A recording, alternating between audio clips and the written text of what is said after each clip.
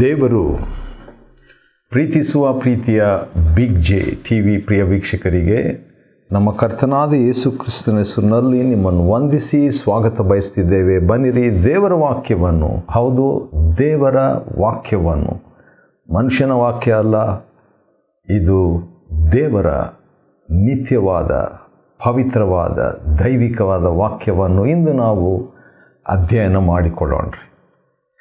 ಯಾಕೆ ನಾವು ದೇವರ ವಾಕ್ಯವನ್ನು ಅಧ್ಯಯನ ಮಾಡಿಕೊಡಬೇಕು ಎಂಬುದಕ್ಕೆ ಒಂದು ಕಾರಣ ಏನೆಂದರೆ, ದೇವರ ವಾಕ್ಯ ಊಟ, ಆತ್ಮಿಕ ಊಟ. ಯೆರೆಮೀಯ 15:16 ದೇವರ ವಾಕ್ಯವು ಆಹಾರವಾಗಿದೆ. ಯಾಕೆ ನಾವು ದಿನಾಲೂ ದೇವರ ವಾಕ್ಯವನ್ನು ಅಧ್ಯಯನ ಮಾಡಬೇಕೆಂಬ ಪ್ರಶ್ನೆಗೆ, ಯಾಕೆ ನಾವು ದಿನಾಲೂ ಊಟ ಮಾಡಬೇಕೆಂಬ ಪ್ರಶ್ನೆಯಲ್ಲಿ ಉತ್ತರ ಇದೆ. ಆದ ಕಾರಣ. ಆದರೆ ಭಾಳ ಜನರು ಇದು ವಾರಕ್ಕೊಂದ್ಸರಿ ಊಟ ಮಾಡ್ತಾರೆ, ಅಂದರೆ ದೇವರ ವಾಕ್ಯ ಅಧ್ಯಯನ ಮಾಡೋದು.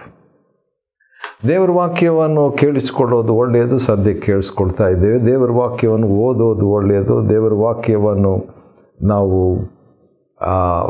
ಧ್ಯಾನ ಮಾಡುವಂಥದ್ದು ಒಳ್ಳೆಯದು. ದೇವರ ವಾಕ್ಯವನ್ನು ನಾವು ಬಾಯಿಪಾಠ ಮಾಡುವಂಥದ್ದು ಕೂಡ ಒಳ್ಳೆಯದು. ಆದರೆ ದೇವರ ವಾಕ್ಯವನ್ನು ಅಧ್ಯಯನ ಮಾಡುವುದು, ವಾವ್, ದೇವರ ವಾಕ್ಯವನ್ನು ಅಧ್ಯಯನ ಮಾಡುವಂಥದ್ದು ಅದು ಕೂಡ ಬಹಳ ಪ್ರಾಮುಖ್ಯ. ಎಜ್ರ 7:10, ಯೋಹಾನ 5:39 ಮತ್ತು ಅದೇ ರೀತಿಯಾಗಿ ಅಪೊಸ್ತಲಕೃತ್ಯ 17:11 ಇವೆಲ್ಲ ವಾಕ್ಯಗಳನ್ನು ನಾವು ನೋಡಿಕೊಳ್ಳುವಾಗ ದೇವರ ವಾಕ್ಯ ಅಧ್ಯಯನ ಮಾಡಿಕೊಳ್ಳುವ ಪ್ರಾಮುಖ್ಯತೆಯನ್ನು ನಾವು ನೋಡ್ತೇವೆ. ಯೇಸು ಸ್ವಾಮಿ ಕೂಡ ದೇವರ ವಾಕ್ಯವನ್ನು ಅಧ್ಯಯನ ಮಾಡಿಕೊಳ್ತಿದ್ರು. ಅಂದರೆ ಹೆಚ್ಚಾಗಿ ಧ್ಯಾನ ಮಾಡ್ತಾಯಿದ್ರು, ಚರ್ಚೆ ಮಾಡ್ತಾಯಿದ್ರು. ಅಧ್ಯಯನ ಮಾಡಿಕೊಳ್ಳೋದಂತ ಹೇಳಿದರೆ ಆ ದಿವಸಗಳಲ್ಲಿ ಪುಸ್ತಕಗಳು ಇರಲಿಲ್ಲ. ಒಬ್ಬೊಬ್ಬರಿಗೆ ಒಂದೊಂದು ಪುಸ್ತಕ ತೆಗೆದುಕೊಂಡು ಬರೆಯುವಷ್ಟು ಅನುಕೂಲತೆಗಳು ಇರಲಿಲ್ಲ. ಆದರೆ ಯೇಸು ಸ್ವಾಮಿ ಉದಾಹರಣೆಗೆ ಲೂಕನ ಬರೆದ ಸುವಾರ್ತೆ 2ನೇ ಅಧ್ಯಾಯ 46ನೇ ವಚನದಲ್ಲಿ 3 ದಿನಗಳು ದೇವರ ವಾಕ್ಯವನ್ನು, ದೇವರ ವಾಕ್ಯ ಬಲ್ಲವರೊಂದಿಗೆ ಕೂತ್ಕೊಂಡು, ವಾವ್, 3 ದಿನಗಳು ಸ್ಟಡಿ ಮಾಡ್ತಾಯಿದ್ರು, ಚರ್ಚೆ ಮಾಡ್ತಾಯಿದ್ರು, ಕೇಳಿಸ್ಕೊಳ್ತಾಯಿದ್ರು. ಆದ್ದರಿಂದ ಇಷ್ಟು ದೊಡ್ಡ ಒಂದು ಪರಿಚಯವನ್ನು ಕೊಟ್ಟು ಈಗ ನಾವು ಹೋಗುವಂತಹ ಹೊಸ ಪುಸ್ತಕ ಗಲಾತ್ಯದವರಿಗೆ ಬರೆದ ಪತ್ರಿಕೆ, the epistle to the Galatians. ಪೌಲನು ತನ್ನ ಆತ್ಮಿಕ ಮಕ್ಕಳಿಗೆ ಬರೆಯುವಂಥ ಪತ್ರ ಇದು. ಗಲಾತ್ಯ 4ನೇ ಅಧ್ಯಾಯ 19ನೇ ವಚನದಲ್ಲಿ, ನನ್ನ ಮಕ್ಕಳೇ ಎಂಬುದಾಗಿ ಪ್ರಾರಂಭ ಮಾಡಿ, ಕ್ರಿಸ್ತನ ಸಾರೂಪ್ಯ ನಿಮ್ಮಲ್ಲಿ ಉಂಟಾಗಬೇಕಂತ ಹೇಳ್ಬಿಟ್ಟು, ಪ್ರಸವ ವೇದನೆ ಪಡ್ತೇನಂತ ಹೇಳ್ಬಿಟ್ಟು, ಅಂದರೆ ಎಷ್ಟು ಹತ್ತಿರ ಸಂಬಂಧ, ಆತ್ಮಿಕ ತಂದೆ, ಆತ್ಮಿಕ ಮಗುವಿನೊಂದಿಗಿರುವಂಥ, ಮಕ್ಕಳೊಂದಿಗಿರುವಂಥ ಒಂದು ಸಂಬಂಧವನ್ನು ತೋರಿಸ್ತಿದೆ. ಆದ ಕಾರಣ ಗಲಾತ್ಯ 1ನೇ ಅಧ್ಯಾಯದಲ್ಲಿ ಆತ್ಮಿಕ ತಂದೆಯ 12 ಆತ್ಮಿಕ ಅನುಭವಗಳನ್ನು ನಾವು ನೋಡಿಕೊಳ್ಳಲಿಕ್ಕಿದ್ದೇವೆ. 12 spiritual experiences of a spiritual father.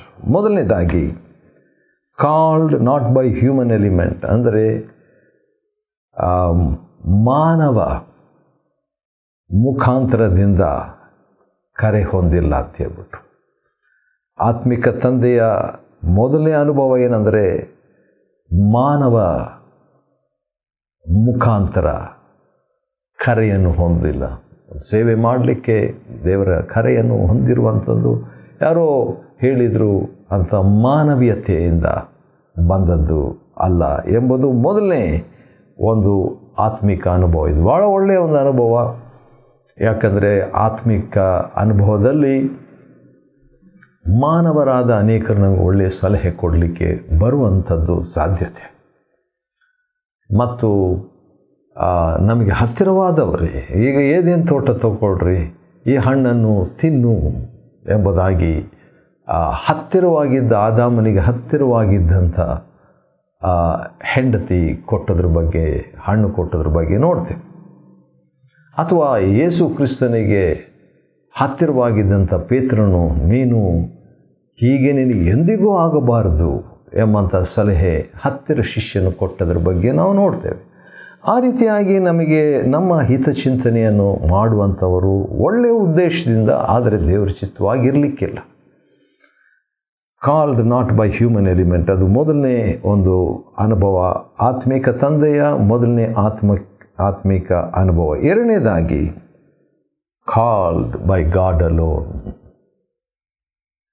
ಹೌದು, ಯೇಸು ಕ್ರಿಸ್ತನ ಮುಖಾಂತರವೂ, ಯೇಸು ಕ್ರಿಸ್ತನನ್ನು ಸತ್ತವರೊಳಗಿಂದ ಎಬ್ಬಿಸಿದ ತಂದೆಯಾದ ದೇವರಿಂದಲೂ ಅಪೊಸ್ತಲನಾದ, ಎಷ್ಟು ಒಳ್ಳೆ ರೀತಿಯಿಂದ ಆತ್ಮಿಕ ತಂದೆ ತನ್ನ ಬಗ್ಗೆ ಹೇಳುವಂಥದ್ದನ್ನು ನಾವು ನೋಡ್ತೀವಿ. ಕಾಲ್ಡ್ ಬೈ ಗಾಡ್ ಅಲೋನ್, ದೇವರಿಂದ ಮಾತ್ರ ಕರೆಯನ್ನು ಹೊಂದಿದರ ಆತ್ಮಿಕ ಅನುಭವ. ಮೂರನೇದಾಗಿ ಗಲಾತ್ಯ ಮೊದಲನೇ ಅಧ್ಯಾಯದಿಂದ ಆತ್ಮಿಕ ತಂದೆಯ 12 ಆತ್ಮಿಕ ಅನುಭವಗಳನ್ನು ನೋಡ್ಕೊಳ್ತಿದ್ವಿ. 2 ಮುಗಿತು, ಇನ್ನೂ 10 ಆತ್ಮಿಕ ಅನುಭವಗಳಿದೆ. ಅದನ್ನು ನಾವು ನೋಡಿಕೊಳ್ಳೋಣ ಒಂದೊಂದಾಗಿ. ಮೂರನೇದಾಗಿ ಗ್ರೇಸ್ ಆ್ಯಂಡ್ ಪೀಸ್, ಕೃಪೆ, ಸಮಾಧಾನ. ಹೌದು, ಆತ್ಮಿಕ ತಂದೆ ಆತ್ಮಿಕ ಮಕ್ಕಳ ವಿಷಯದಲ್ಲಿ ಬಯಸುವಾಗ ಅಥವಾ ಹರಸುವಾಗ ಅಥವಾ ಹಾರೈಸುವಾಗ ಅಥವಾ ಆಶೀರ್ವದಿಸುವಾಗ ಬಯಸುವಂಥದ್ದು ಏನು, ಬರೆಯುವಂಥದ್ದೇನು, ಪ್ರಾರ್ಥಿಸುವಂಥದ್ದೇನೆಂದರೆ ಕೃಪೆ ನಿಮ್ಮೊಂದಿಗಿರಲಿ, ಸಮಾಧಾನ ನಿಮ್ಮೊಂದಿಗಿರಲಿ ಎಂಬುದಾಗಿ ಹೇಳಿ ಪ್ರಾರಂಭಿಸುವಂಥದ್ದು. ಆದ ಕಾರಣ ಅದು ಕೂಡ ಒಂದು ಆತ್ಮಿಕ ಅನುಭವವೇ. ಯಾಕೆ ಆ ರೀತಿಯಾಗಿ ಹೇಳ್ತೀನಿ ಅಂತ ಹೇಳಿದ್ರೆ, ಕೃಪೆಯನ್ನು ದೇವರಿಂದ, ಸಮಾಧಾನವನ್ನು ತನ್ನಲ್ಲಿ ಹೊಂದಿದ ವ್ಯಕ್ತಿಯೇ ಆತ್ಮಿಕ ಒಳ್ಳೆಯ ಅನುಭವ ಹೊಂದಿದ ವ್ಯಕ್ತಿ. ನಾಲ್ಕನೇದಾಗಿ ಈ ರೀತಿಯಾಗಿ ಹೇಳಿಬಿಟ್ಟು 5ನೇ ವಚನದಲ್ಲಿ ಯುಗಯುಗಾಂತರಗಳಿಗೂ ಆತನಿಗೆ ಯುಗಯುಗಾಂತರಗಳಿಗೂ ಮಹಿಮೆಯಾಗಲಿ ಎಂಬುದಾಗಿ ಹೇಳುವಂಥದ್ರ ಬಗ್ಗೆ ನಾವು ನೋಡುವಾಗ ಇದು ಕರ್ತನಾದ ಯೇಸುವಿನ ಬಗ್ಗೆ ಹೇಳುವಂಥದ್ದು. ಯಾಕೆ ಯೇಸು ಸ್ವಾಮಿಯನ್ನು ಆತ್ಮಿಕ ತಂದೆ ಹೊಗಳ್ತಿದ್ದಾರೆ? ಅದು ಯುಗಯುಗಾಂತರಗಳಿಗೂ ಮಹಿಮೆಯಾಗಲಿ ಅಂತ ಹೇಳಿದ್ದಕ್ಕೆ ಕಾರಣ ಏನಂದರೆ, ಅದೇ 4ನೇ ವಚನದಲ್ಲಿ ಗಲಾತ್ಯ 1:4 ಯೇಸು ಕ್ರಿಸ್ತನು ನಮ್ಮನ್ನು ಈಗಿನ ದುಷ್ಟ ಯುಗದೊಳಗಿಂದ ಬಿಡಿಸಬೇಕೆಂದು ನಮ್ಮ ಪಾಪಗಳಿಗಾಗಿ ತನ್ನನ್ನು ತಾನೇ ಒಪ್ಪಿಸಿದನು, ದೇವರ ಚಿತ್ತಾನುಸಾರವಾಗಿ. ವಾವ್! ಹಾಗಾದರೆ ಈಗಿನ ದುಷ್ಟ ಯುಗದೊಳಗಿಂದ ಬಿಡಿಸಬೇಕಂತ ಯೇಸು ಸ್ವಾಮಿ ಇಷ್ಟಪಡುವಾಗ ಈ ಆತ್ಮಿಕ ತಂದೆ ಆತನಿಗೆ ಮಹಿಮೆ ಆಗಲಿ ಅಂತ ಸ್ತುತಿಸ್ತಾ ಇರುವಂಥದ್ದು.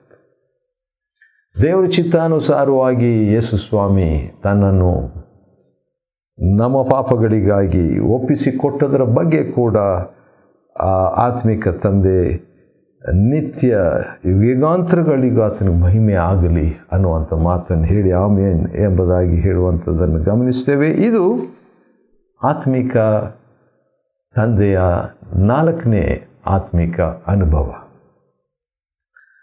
ಗಲಾತ್ಯ 1ರಲ್ಲಿ ಆತ್ಮಿಕ ತಂದೆಯ 12 ಆತ್ಮಿಕ ಅನುಭವಗಳನ್ನು ನಾವು ನೋಡ್ಕೊಳ್ತಿದ್ವಿ. 5ನೇ ಅನುಭವ ಏನಂತ ಹೇಳಿದ್ರೆ, ಆತ್ಮಿಕ ತಂದೆಯ ಆಶ್ಚರ್ಯದ ಅನುಭವ. ಇದು ಕೂಡ ಒಂದು ಆತ್ಮಿಕ ಅನುಭವ. ಯಾಕಂತ ಹೇಳಿದರೆ, ಕ್ರಿಸ್ತನ ಕೃಪೆಯಿಂದ ತನ್ನ ಮಕ್ಕಳು ಗಲಾತ್ಯದವರು ಕ್ರಿಸ್ತನ ಕೃಪೆಯಿಂದ ನಿಮ್ಮನ್ನು ಕರೆದಾತನನ್ನು, ಅಂದರೆ ಗಲಾತ್ಯದವ್ರನ್ನ ಕರೆದಾತನನ್ನು, ಹಾಗಾದರೆ ಕ್ರಿಸ್ತನ ಕೃಪೆ ಅವರಿಗೆ ಇತ್ತು, ಗಲಾತ್ಯದವರಿಗೆ ಕ್ರಿಸ್ತನ ಒಂದು ಕರೆಯನ್ನು ಹೊಂದಿದವರಾಗಿದ್ದರು. ವಾವ್! ಒಬ್ಬ ಆತ್ಮಿಕ ತಂದೆ ಕೂಡ ಇವರಿಗೆ, ಈ ಗಲಾತ್ಯದವರಿಗೆ ಇದ್ದರು, ಪೌಲಾದು. ಆದರೆ ನೀವು ಇಷ್ಟು ಬೇಗನೆ ನಿಮ್ಮನ್ನು ಕರೆದಾತನನ್ನು ಬಿಟ್ಟು ಬೇರೆ ಸ್ವಾರ್ಥೆಯ ಕಡೆಗೆ ತಿರುಗಿದ್ದೀರೆಂದು ನಾನು ಆಶ್ಚರ್ಯಪಡ್ತೇನೆ. ಈ ಒಂದು ಆತ್ಮಿಕ ಅನುಭವಗಳಲ್ಲಿ ಆಶ್ಚರ್ಯದ ಒಂದು ಅನುಭವ ಆತ್ಮಿಕ ತಂದೆಗಳಿಗೆ ಆಗುವಂಥದ್ದು ಸಹಜ. ಎಷ್ಟು ಚೆನ್ನಾಗಿದ್ರು, ಆದರೆ ಈಗೇನಾಯಿತು ಎಂಬಂಥ ಒಂದು ಆಶ್ಚರ್ಯ. ಹೌದು, ಲೋಕದ ಒಂದು ಆಕರ್ಷಣೆ ಇರುವಂಥ ವೇಳೆಯಲ್ಲಿ, ಅಥವಾ ವಂಚನೆ, ಲೋಕದಲ್ಲಿರುವಂಥ ವಂಚನೆ, ಪ್ರಕಟಣೆಯ 12ನೇ ಅಧ್ಯಾಯದಲ್ಲಿ ಸೈತಾನನ 2 ಮಹಾಕಾರ್ಯಗಳಲ್ಲಿ ಒಂದು ಲೋಕವನ್ನು ಮರುಳುಗೊಳಿಸುವಂಥದ್ದು, ಎರಡನೇದು ದೇವಜನರನ್ನು ದೂರು ಹೇಳುವಂಥದ್ದು.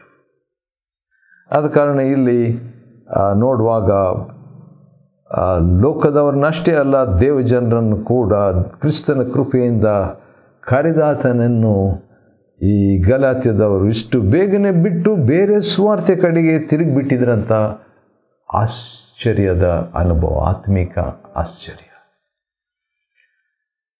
ಹೌದು, ಆತ್ಮಿಕ ತಂದೆಯ 12 ಆತ್ಮಿಕ ಅನುಭವಗಳಲ್ಲಿ ಈ 5ನೇ ಆತ್ಮಿಕ ಅನುಭವ ನೋಡಿದ್ವಿ. ಇನ್ನೂ ಒಂದು 10 ಅನುಭವಗಳಿದೆ, ಒಂದೊಂದಾಗಿ ಬೇಗ ನಾವು ನೋಡಿಕೊಳ್ಳೋಣ ಬನ್ನಿರಿ. 6ನೇದಾಗಿ one gospel by spiritual father for spiritual child. ಒಂದೇ ಸುವಾರ್ತೆ. ಯಾಕಂದರೆ ನಾವು ಸಾರಿದ ಸುವಾರ್ತೆ ಅಲ್ಲದೆ 8ನೇ ವಚನ. ಹಾಗಾದರೆ ಆತ್ಮಿಕ ತಂದೆ ಸಾರಿದ ಸುವಾರ್ತೆನೇ, ಬೇರೆ ಸುವಾರ್ತೆ ಇಲ್ಲ. 9ನೇ ವಚನ, ನೀವು ಸ್ವೀಕರಿಸಿದ ಸುವಾರ್ತೆಯನ್ನಲ್ಲದೆ. ಹಾಗಾದರೆ ಆತ್ಮಿಕ ತಂದೆ ಸುವಾರ್ತೆಯನ್ನು ಸಾರಿದರು. ಗಲಾತ್ಯ 1:8, ಆತ್ಮಿಕ ಮಕ್ಕಳು ಆತ್ಮಿಕ ತಂದೆ ಸಾರಿದ ಸುವಾರ್ತೆಯನ್ನು ಸ್ವೀಕಾರ ಮಾಡಿದರು. ಈ ಸುವಾರ್ತೆ ಅಲ್ಲದೆ ಬೇರೆ ಸುವಾರ್ತೆ ಇಲ್ಲ ಎಂಬುದನ್ನು ಸ್ಪಷ್ಟಪಡಿಸುವಂಥದ್ದು.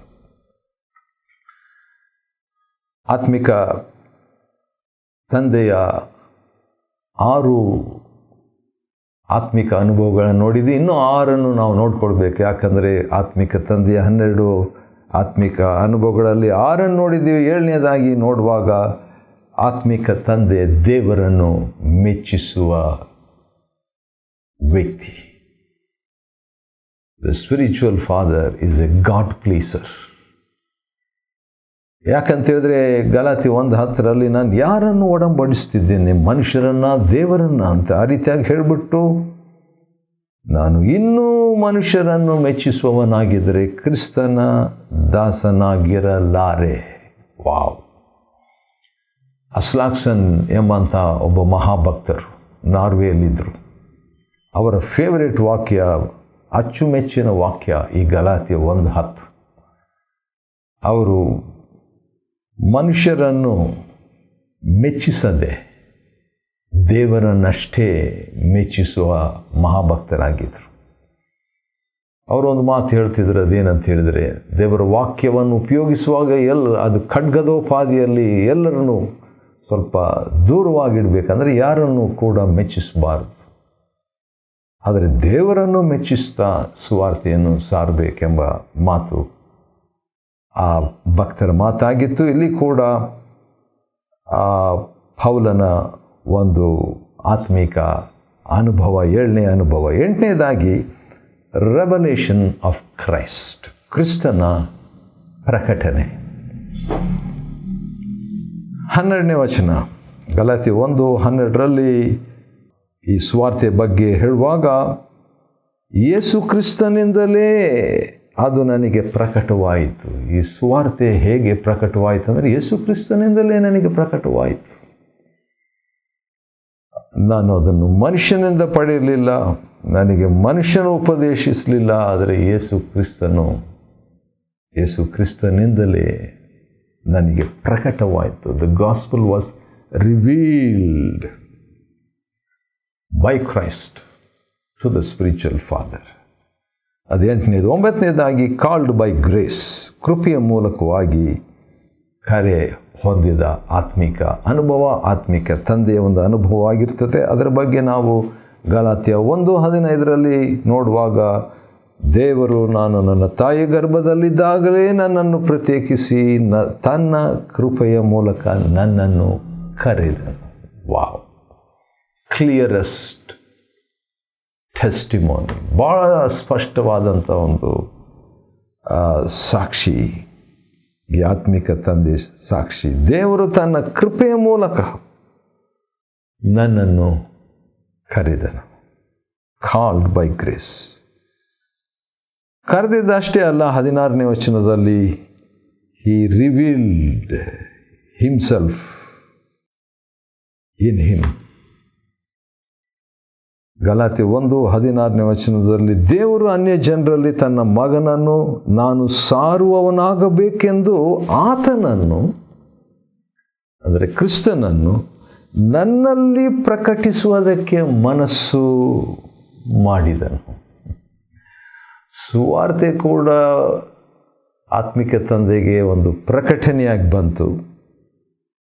ಈಗ ಆ ಯಾರ ಬಗ್ಗೆ ಸುವಾರ್ತೆಯನ್ನು ಸಾರ್ತಿದ್ದನೋ ಆತನ ಬಗ್ಗೆ ದೇವರು ತನ್ನಲ್ಲಿ, ನನ್ನಲ್ಲಿ ಪ್ರಕಟಿಸುವುದಕ್ಕೆ ಮನಸ್ಸು ಮಾಡಿಕೊಂಡು. ದೊಡ್ಡ ಮಾತಿತ್ತು ಇದು. ಆತ್ಮಿಕ ತಂದೆಯ 10ನೇ ಒಂದು ಆತ್ಮಿಕ ಅನುಭವ. 11ನೇದು ಏನಂದರೆ ವೆಂಟ್ ಟು ಗಾಡ್, ದೇವರ ಬಳಿಗೆ ಹೋಗಿ ಕಲಿತದ್ದು. ಯಾಕಂದರೆ 17ನೇ ವಚನದಲ್ಲಿ ಗಲಾತ್ಯ 1:17 ಯೆರೂಸಲೇಮಿನಲ್ಲಿ ನನಗಿಂತ ಮುಂಚೆ ಇದ್ದ ಅಪೊಸ್ತಲರಾಗಿದ್ದವರ ಬಳಿಗೆ ಹೋಗದೆ ಅರೇಬಿಯಾಕ್ಕೆ ಹೋಗಿ ಅಂತ ಹೇಳುವಾಗ ತಾನು ಅಲ್ಲಿ ಜನರ ಹತ್ರ ಹೋಗದೆ, ದೇವರ ಸೇವಕರ ಹತ್ರ ಹೋಗದೆ, ದೇವರ ಹತ್ರನೇ ನಾನು ಹೋಗಿದ್ದು ಎಂಬ ರೀತಿಯಲ್ಲಿ ಹೇಳ್ತಿದ್ದಾರೆ. ಆದ ಕಾರಣ ಅದು ಕೂಡ ಒಂದು ಆತ್ಮಿಕ ತಂದೆಯ 11ನೇ ಆತ್ಮಿಕ ಅನುಭವ. 3 ವರ್ಷಗಳಾದ ಮೇಲೆ ಪೇತ್ರನನ್ನು ಸಂಧಿಸುವುದಕ್ಕೆ ಸುಮಾರು 15 ದಿವಸ ಇದ್ದ ಅಂತ ಹೇಳ್ತಿದ್ದಾನ್ರಿ. ಕೊನೆಯದಾಗಿ 20ನೇ ವಚನ ಗಲಾತ್ಯ 1:20 ಈಗ ನಾನು ನಿಮಗೆ ಬರೆಯುವುಗಳ ವಿಷಯದಲ್ಲಿ ದೇವರ ಮುಂದೆ ನಾನು ಸುಳ್ಳಾಡುವುದಿಲ್ಲ. I am testifying before God. ಆತ್ಮಿಕ ತಂದೆ, ಯಾಕಂದರೆ ಗಲಾತ್ಯ 4:19 ತನ್ನ ಆತ್ಮಿಕ ಮಕ್ಕಳಿಗೆ ಪೌಲನು ಬರೆಯುವಾಗ ಹೇಳುವಂಥ ಒಂದು ಮಾತು ಏನಂತ ಹೇಳಿದರೆ, ನಾನು ದೇವರ ಮುಂದೆ ಸುಳ್ಳಾಡ್ತಾ ಇಲ್ಲ. I am not telling lies before god. ಆ ರೀತಿಯಾಗಿ ಹೇಳುವಂಥದ್ರ ಬಗ್ಗೆ ನಾವು ನೋಡುವಾಗ ಯಥಾರ್ಥವಾಗಿದ್ದ, ಪ್ರಾಮಾಣಿಕನಾಗಿದ್ದ, ಪಾರದರ್ಶಕನಾಗಿದ್ದ, ಟ್ರಾನ್ಸ್ಪರೆಂಟ್ ಆಗಿದ್ದ. ಆದ್ದರಿಂದ ಅಂಥ ವ್ಯಕ್ತಿಯನ್ನೇ ದೇವರು ಉಪಯೋಗ ಮಾಡುವುದು ನಾವುಗಳು ಅಂಥ ಆತ್ಮಿಕ ತಂದೆಯಾಗಿದ್ದು ಆತ್ಮಿಕ ಮಕ್ಕಳನ್ನು ಆಶೀರ್ವದಿಸುವಂಥ ವ್ಯಕ್ತಿಗಳಾಗಿರೋಣವೇ? ಸರಿ. ಗಲಾತ್ಯದವರಿಗೆ ಬರೆದ ಪತ್ರಿಕೆ 1ನೇ ಅಧ್ಯಾಯದಿಂದ ಆತ್ಮಿಕ ತಂದೆಯ 12 ಆತ್ಮಿಕ ಅನುಭವಗಳನ್ನು ಅಧ್ಯಯನ ಮಾಡಿಕೊಳ್ಳುವಂತೆ ದೇವರು ಕೊಟ್ಟ ಕೃಪೆಗಾಗಿ ಆತನಿಗೆ ಸ್ತೋತ್ರವಾಗಲಿ. ದೇವರು ನಿಮ್ಮನ್ನು ಆಶೀರ್ವದಿಸಲಿ.